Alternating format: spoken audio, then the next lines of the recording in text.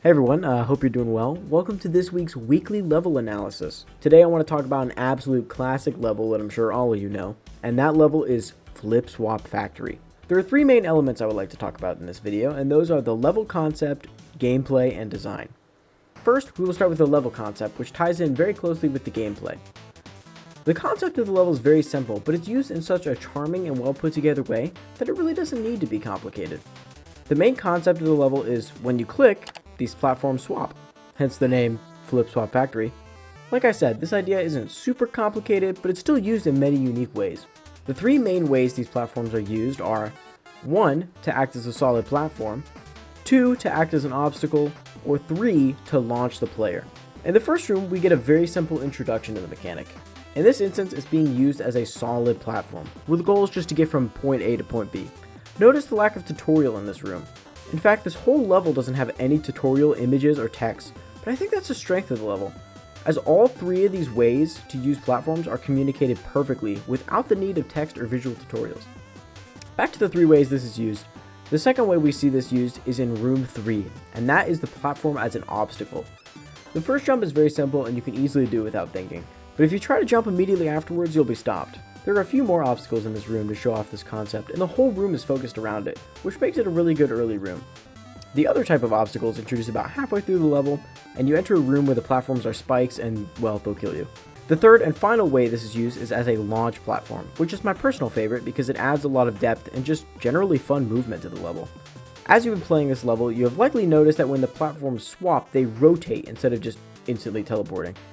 And that's not for decoration, that's by design. Room 8 shows that you can launch upwards, and Room 11 shows that you can launch horizontally as well. And those are the main ways it's used. So let's talk about how that applies to the gameplay of the level. The comments of the level can sum up the gameplay pretty well. Simply put, it's just fun. Harder platformer levels often get a lot of flack because they have hard to execute timing or difficult mechanics, but Flipswap Factroy shows that a level can be challenging and still have enjoyable gameplay. Now, to a seasoned moon grinder, this level is a walk in the park. But to your average platformer enjoyer, it's a good first step into getting into harder platformer levels. But what specifically makes it so fun and satisfying to pull off? Well, let's talk about it. First of all, the mechanic is consistent. When you jump, the platform swaps, and it's really as simple as that. Going through this level stage by stage, it has a really good pattern. Introduce a mechanic, test the player, and then give them a challenge. The level doesn't stick strictly to this pattern, but rather it always teaches a mechanic before it's tested, sometimes more than one at once. Let's see more specifically how this works by analyzing each stage. Stage 1, introduce the mechanic. The player will figure it out pretty fast. Our first instinct in platformers is usually just jump, and the level clearly wants you here. So once you do that jump, you'll clearly see what you're in for. Stage 2, test it. This is not a super difficult challenge, but it will familiarize you with the mechanic better. And it even throws in a little mini challenge with this platform that you have to click in the air to swap. Stage 3 introduces platforms as an obstacle. Now you know that platforms don't always want to help you, but can sometimes get in the way. Stage 4, it's a really simple stage just showing you that you can double click. But there's also a cool secret little route up here that you can take if you use a mechanic shown later in the level. You probably won't see this on your first playthrough, but if you play through it again, you might actually try to do this and come across it. Stage 5 is the first big test.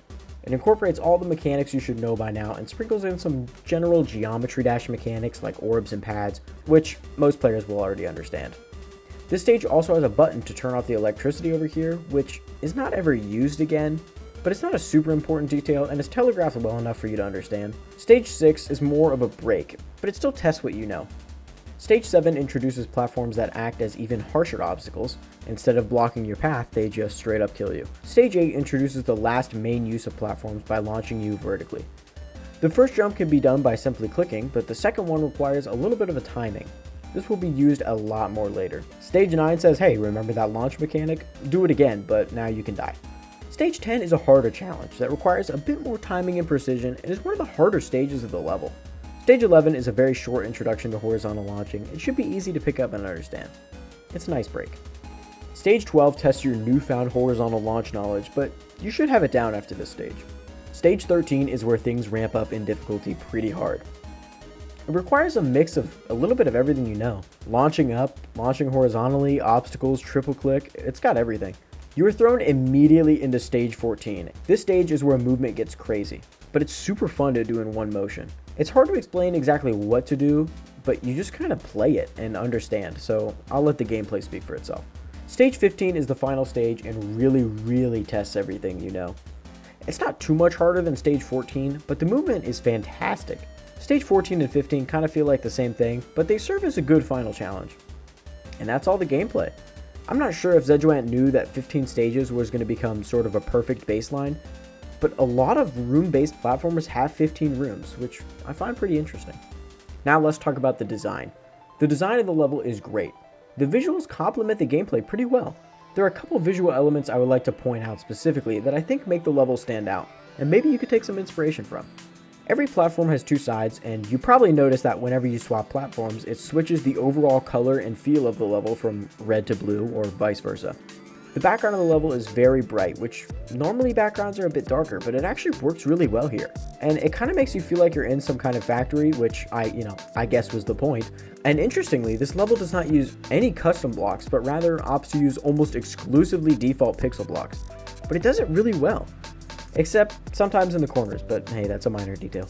Despite being in a factory setting, there's a lot of vegetation around, and it's used for all the little details.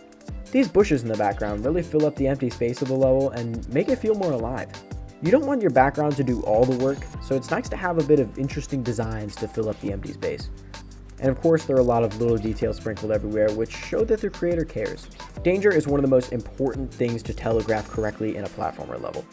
If you don't know what will or won't kill you, that's not really good level design. But Flipswap Factroy indicates pretty well that, hey, lava and electricity, those will kill you.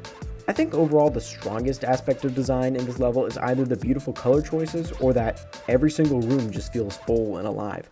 Overall, I think this is one of the best platformer levels out there, and you should definitely play it. It's a great level to start getting into harder platformer levels because the mechanic's easy to understand, but it still challenges you with its gameplay. Even though the concept is simple, the level's still engaging, and it shows that sometimes you don't need to design a full indie game RPG in Geometry Dash to make a good platformer. Even simple ideas make great levels when executed properly. From its great concept and gameplay to the beautiful designs, there's a lot to take inspiration from here. So whether you're a player looking for a challenge or creator looking for inspiration, I think this level has something to offer for everyone. And that's all my thoughts on the level. Let me know what you thought in the comments. I try to read and respond to all of them. If I don't, whoopsies. But yeah, let me know. Also let me know if you like videos like this and I should do more. Thanks for watching. I appreciate all you guys. Bye-bye.